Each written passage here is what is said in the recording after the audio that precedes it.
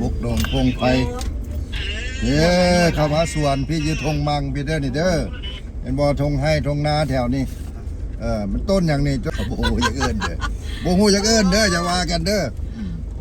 เอาโอ้ยรถนี่มันรถลุยอยู่ละ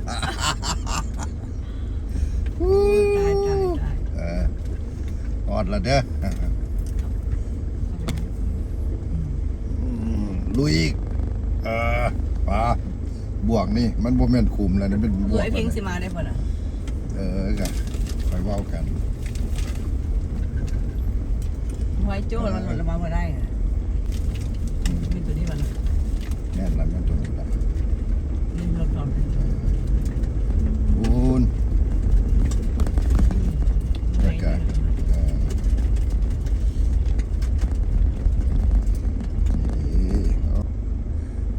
เขาจะซุ่มกันอย่างนั้นเด็ก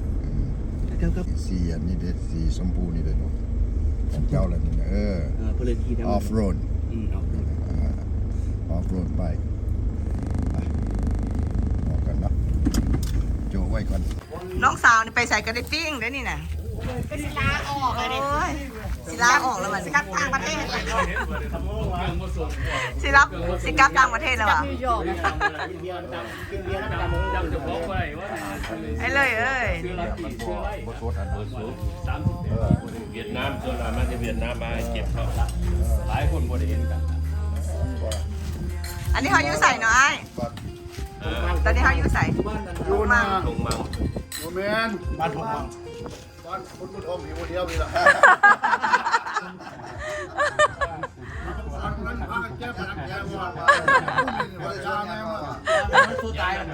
โซตายเนาะมาปุ้นกันอะไรวะไอ้พวกนี้เขาปลาว่าย่านไหนเบิดแม่แท้เลยแกบ่ย่าแม่มันโซตายไปสิขั้นพี่ขั้นจะมีปืนสองบอกขั้นมาเอารถขั้นมันมีปืนโมก้าสบายเลยโอ้ยต้องได้พานปลาซ่าพานอย่างม้าบักกะหลายเพื่อนนะไอ้ตุ้ยเขาใส่อะไรตุ้ยมาเป็นอะไรบ้านทองบางวะเป็นอะไรคักกี่บ่ไอ้ตุ้ยปวนอะไรกับคักครับมันเปลี่ยนสีแล้วเด้อใกล้แล้วเห็นทายแล้วเห็นหัวล้าน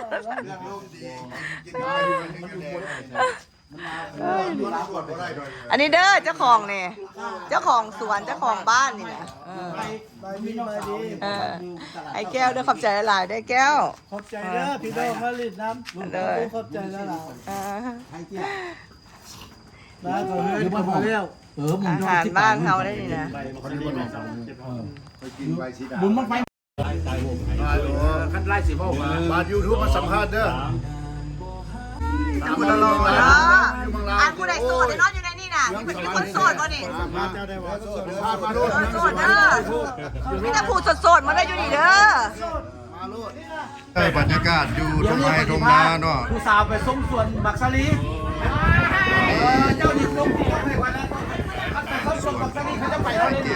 ส้มส่วนบักซาลีเขาจะไปวันนี้บักซาลีโอ้ยตลาด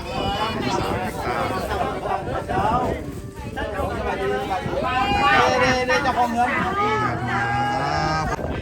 ฟังได้ซื่อเนี่ยมาทำคนนี้ไอ้พอนคุณจะปิ่งเนี่ยก่อนธรรมดาไปบ้านเขาเองถ้าเป็นแบบนี้น่ะถ้ามาโคตรมาลาแบบนี้ไปบ้านเมียกันทำไมโคตรชุดท้ายข้าวที่เมียตัวนี้มาเด้อมันเรียนเมียกันมาให้เด้อเอาผู้สาวเลยเด้อลูกปฏิบัติโตมันโตพอถามชื่อถามเสียงได้ผู้สาวสาวเลยพอถามแล้วชื่ออย่างน้อซื้อลิงบอกซื้อลิงน้อยเนาะเอายินดีที่รู้จักเด้อสาวลิงสาวน้อยอันนี้นี่คุณนี่หู้แล้วเนาะจำหน้าชื่อตาแล้วเลี้ยงอนามัยเจ้าจะถามแต่ผู้หญิงบ่ถามผู้ชายเนาะซื้อกันผู้เดียวผู้ชายเอาผู้หญิงก่อนแม่เอาให้เกียรติผู้หญิงเด้อเดี๋ยวนี้เห็นมาบ่ได้มาติดตามให้พวกเจ้าอยู่เนาะเอาสาวที่ต้องอันนี้สบายดีผู้สาวซื้ออย่างน้อสาวเนาะซื้อดำเนาะล่าซื้อโม ซื้อโมก่อนแล้วอันสาวนี่เนาะฟาวเดอร์เบิ่งเพราะว่าที่ได้อันโชว์หน้าโชว์ตาเนาะมีเท่าว่าไอ้เปาอยู่เมืองนอกเขาเห็นแล้วเขานั่นได้ซื้ออย่างก่อนสาวมีเนาะเยี่ยมใจกอมแดงอันนี้สาวเบียงเด้ออันนี้เด้อยังโสดเด้อแต่บ่สด บ่สดอันนี้ก็โสดด้วยกันเด้อ มันจะเป็นสาวพี่เด้อ อันนี้ก็โสดเด้อ เอายินดีที่รู้จักเด้อดำล่ะดำโมเมโอดำโมเมโอ้ยินดีที่รู้จักยินดีที่รู้จัก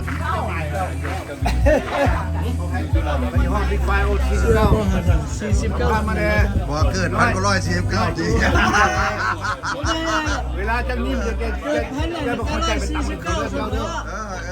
นิ่มบอกคนใจจะมาตำเหมือนไอ้พี่ พอกันว่า49นี่เอาบ่ทันดูเด้อเพราะว่าเอาเกิด61ดูเกิด49นี่บ่ทันดู ว้ามันเป็นยังไงโตไปว่าพี่พ่อ บ่ยอก เอาว่ามื้อนี้สิชวนพระเจ้าเมืองเดี๋ยวไปต้อนแม่มื้อนี้เอาไปต้อนแม่ อันนี้ไปอะไรไป พวกเจ้าบ่ได้มีอะไรจีมาสิครับบ่ได้ชวนอยู่โฟนมาเลยมันจะช่วยถามเรื่องมันพากันถาม วันนี้ขอถ่ายเอาทุ่งให้ทุ่งนานอกบรรยากาศเนาะแถวรอบสวนนี่มันซื้ออย่างน้อยสาวนั่งใกล้น่ะ สัมภาษณ์คุณ มาตลาด ซื้อลำพร นี่สัมภาษณ์มาแล้ว น้ำสกุลหอมเอาประเทศเลย น้ำลำพรเนาะลำสกุลน้ำสกุลอำหอม หอมน้ำสกุลแท้ล่ะแต่ว่า ลาต่อมาในเนาะ น้ำสกุลเบีย อ ด อเดอร์ซื้อสอน ชื่อสอนเนาะ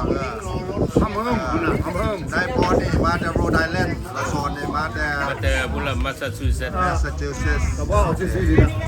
ลาต่อมานี่ สบายดี สบายดีอันนี้ขอ เอาซัก เบาซักเนาะมาแต่เฟ มา ร จาก ชโน แคลิฟอร์เนียนะ โอ เฟส แคลิฟอร์เนียเฟรชโน เฟสโน ลาอันนี้แม่น้องสาวเด้อชื่อยุทธลาต่อมานี่แมนนายตุ้ยเนาะผู้ใดก็ฮู้กันละเนาะตุ้ยทราเวลเนาะ ใจบุญได้นี่ใจบุญใจบุญเลยนะเรียนไอ้ที่ใจบุญ ไอ้ตุ้ยใจบุญไอ้ตุ้ยใจบุญเนาะ นี่แม่นไอ้บอกคำเดินนี้นะมาแต่แคนาดาเด้อที่เราปรารถนาอยากมาอยู่เมืองลาวอยากมาอยู่เมืองลาวกับพี่น้องเมืองลาวเขานี่แหละ ป้าไข่มูไข่เด้อมูไข่จะมาเดือน11นี่นะ โอเคโอเค เดี๋ยวเซอร์ไพรส์มีเรื่องเซอร์ไพรส์อยู่อันนี้ต่อมานี่แม่นายโยเนาะโยแคนาดา สบายดีมาทุกคนเด้ ส อบ ายดีสบายดีเป็นได้บรรยากาศที่นี่โย มื้อนี้บรรยากาศดีเนาะมื้อนี้ก็คือมื้อวันพุธเนาะคันสิว่าเรารวมแล้วก็คือวันเสาร์เนาะบ้านเฮามื้อนี้ก็คือมื้อวันเสาร์เนาะกินได้ตลอดบ่คิดว่ามื้อจะไปเฮ็ดเวรเหตุการณ์บ่ เป็นวันเสาร์ทุกมื้อเนาะ แม่นม่วนขึ้นไปนี่เฮาก็มัวกับนายแก้วเนาะครับม่วนคู่มานั่งลมกับดินเนาะเพิ่นเลี้ยงเป็ดเลี้ยงไก่เลี้ยงปูเลี้ยงปลาเลี้ยงหมองปู เรื่องส่วน บรรยากาศเนาะบรรยากาศตรงไห้ตรงนาเอาหมดได้หลายเด้อนายโยเด้อ นี่ก็มาม่วนแล้วกันเมืองลาวนี่ ต่อมาเนาะ สบายดี สบายดี มาจากประเทศติกัน อ๋อ อเมริกาเนาะมาเยี่ยมยาม จา บ้าก น เห็นติกัน นะครับเมื่อนี้ครับมีโอกาสมายามหมูอยู่ทงมังบ้านสวนเพิ่น ส่วนอยู่ทงมังเนาะ มีหลายคนหลายคนที่มาจากอเมริกาแคนาดาเด้อ วันนี้เจ้ามาเล่นหมดได้ว่ามาบริทายอยู่ที่ บำนาญแล้วบำนาญแล้ว อ๋อบำนาญละ ลิทายแล้ว มาอยู่ในโดนเราบ่ดิ ก็มา2 เดือน มาอยู่ในส เที่ยวไปเที่ยวมาแต่สุดเดียวมาโดนจังหน่อยประมาณ5 แล้วเป็นได้อยู่บ้านเฮาเนาะมากบ่อยู่บ้านเฮาเนาะบ้านเฮาเด้มันสบายเด้ แม่น แล้วอยู่ได้กินนี่โอ้ยสะดวกสบาย แม่น อากาศก็สดชื่น